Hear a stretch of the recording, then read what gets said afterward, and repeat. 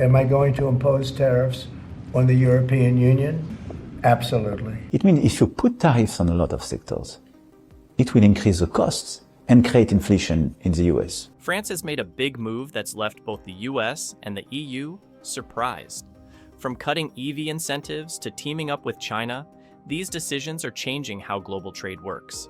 This isn't just about cars or oil, it's a shift that could change industries and relationships around the world. 25% tariffs, 25% on all steel and aluminum imports to the United States. The US and France are locked in a trade standoff that's shaking the global stage. At the heart of this collision are the Trump administration's 25% tariffs on steel and aluminum, measures originally intended to boost American industries. Instead, they've sparked fierce retaliation from France, leaving Washington surprised and even Brussels caught off guard. If you want Europe to be engaged on this more investment on security and defense, if you want Europe to develop, which is, I think, the interest of the US, you should not hurt the European economies by threatening it with tariffs. France's response was swift, bold, and unapologetic.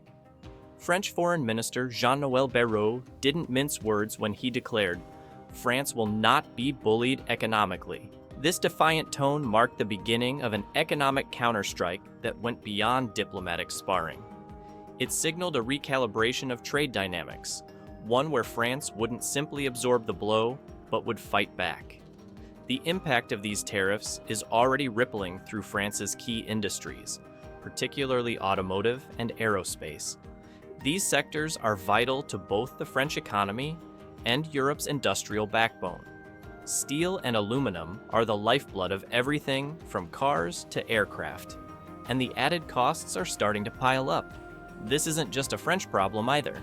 It's spreading across Europe, creating new challenges for companies like Volkswagen and BMW, which now face higher costs for vehicles they export to the US.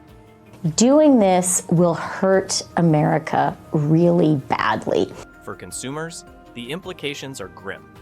Tariffs on raw materials mean higher manufacturing costs, which automakers inevitably pass on. Car prices are rising, and if the trend continues, we could be staring down a demand collapse. We are not in the race today, let's be clear, as Europe. So my top priority is to say what? First, Europe has to innovate. This is the first message. We have to innovate, invest, accelerate. But France isn't just playing defense, it's pivoting in ways that could redefine its place in global trade. One of the most strategic moves has been its closer economic ties with China. Trade between the two nations has increased to $78.9 billion in 2023, showcasing an 800-fold increase since the 1960s. And this is a calculated shift. When President Macron visited Beijing, he secured 18 key agreements spanning aviation, agriculture, and automotive technology. These deals are more than just paperwork. They represent a strategy to counterbalance US trade pressures. China, with its dominance in electric vehicle, EV, battery production, is a crucial ally for France. Batteries are the heart of EVs, and by aligning with China, French automakers are gaining a critical edge in an industry that's becoming increasingly competitive. We want the best of the world, so we want our own research, our own startups to grow up and scale up, but we want to team up as well. France's strategy goes beyond mere survival. It's a long-term play to diversify its trade partners and reduce dependence on any single market. The shift toward Asia, and particularly China, is about ensuring resilience in the face of US-imposed barriers. This isn't just a pivot, it's a reorientation of France's economic future. We are treated so badly. They don't take our cars, they don't take our farm products, essentially, they don't take almost anything, and we have a tremendous deficit with the European Union. As all this unfolds, the stakes are getting higher. France's bold moves are not just reshaping its own trade strategy, but are also sending shockwaves across the EU. Countries within the bloc are watching closely, torn between aligning with France's defiance or maintaining a cautious approach toward the US. One thing is clear: France is no longer content to play by rules dictated by others. Whether it's defying US tariffs or strengthening ties with China, France is setting its own course, and the world is paying attention. Austausch von Dienstleistungen. Wenn jetzt Zollpolitik das schwierig macht, dann wäre das schlecht für die USA, schlecht für Europa. The fallout from US tariffs on steel and aluminum is wreaking havoc across Europe's automotive supply chain, a system already delicately balanced by decades of globalization. These tariffs are forcing automakers and suppliers to rethink everything from production hubs to sourcing strategies. Europe's tightly interwoven supply chains mean that higher raw material costs in one region ripple across borders, affecting the entire continent. Tesla sales in Europe have taken huge hits recently, down 40 or 50% or more in the largest markets in Europe. For automakers like Renault, Volkswagen, and BMW, the pressure is immense.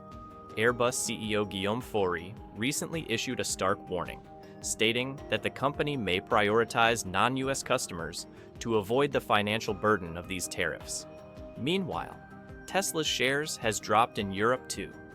This signals a potential shift in strategy for European manufacturers, one that could upend traditional trade relationships. To cope, companies are already exploring relocation of production hubs.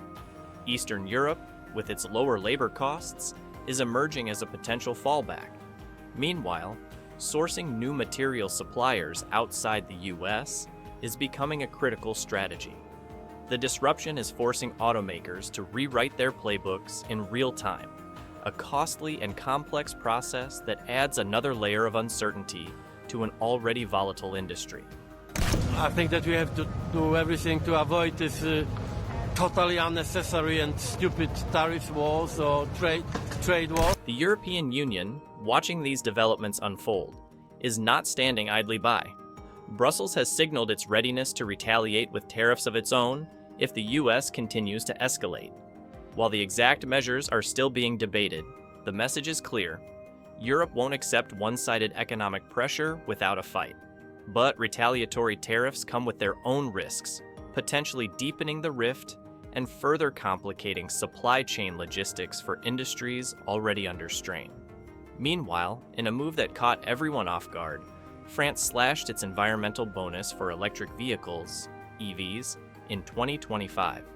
The subsidy, once as high as 7,000 euros, is now capped at 4,000 euros, a significant blow to an industry that had counted on these incentives to drive growth. The decision comes as part of broader efforts to cut public spending, with the EV subsidy budget shrinking from 1.5 billion euros in 2024 to just 1 billion euros this year. Americans may soon feel the effects of President Trump's executive actions, and they could impact the type of car people choose to drive. The timing couldn't be worse. EVs are at the center of the global automotive industry's shift towards sustainability, and France's drastic reduction in support sends a mixed message. On one hand, the government is touting its partnerships with China to gain a competitive edge in EV technology. On the other, it's scaling back domestic support for the very same sector, raising questions about its long-term strategy. Some analysts speculate that the move is not purely about reducing public spending. With rising trade tensions and economic pressures, France may be reallocating resources to shore up other sectors critical to its economy. But for automakers and consumers, the immediate impact is clear. Fewer subsidies mean higher upfront costs for EV buyers, potentially slowing adoption rates in a market that had been gaining momentum. My point is to say, now, with the new administration in the US, with the current tension between US and China, my point is to say, now, with the new administration in the US, with the current tension between US and China, Europe has to accelerate. Trust issues between the US and the EU is in the air, though. The ongoing tariffs slapped by the US on European steel, aluminum, and other imports are eroding the trust that's held these transatlantic allies together for decades. Here's the thing. When trust crumbles, partnerships follow. European automakers are no fools. Companies like Volkswagen, BMW, and Renault are already scoping out safer investment waters. And guess who's welcoming them with open arms? Yep, China. There are certainly, there is deficit pressures ongoing in the U.S. for sure, and there's a lot of uncertainty But US automakers aren't exactly sitting pretty. Ford, GM, and their counterparts are watching Europe's retaliation plans with bated breath. Tariffs on American cars entering the EU could push prices sky high, squeezing profits and leaving these companies scrambling for alternatives. Here's the big, looming question. Are we witnessing the beginning of a completely reimagined global auto market? One where Europe leans on China, the US pivots to domestic production, and the auto industry as we know it gets reshaped into something unrecognizable? At this point, it's not just about cars. It's about global trade dynamics, shifting alliances, and the possibility that the US and EU could permanently lose the cooperative spirit that's driven their success for generations. So, where does it all lead? Hit like and subscribe to the channel to get more information on this global warfare.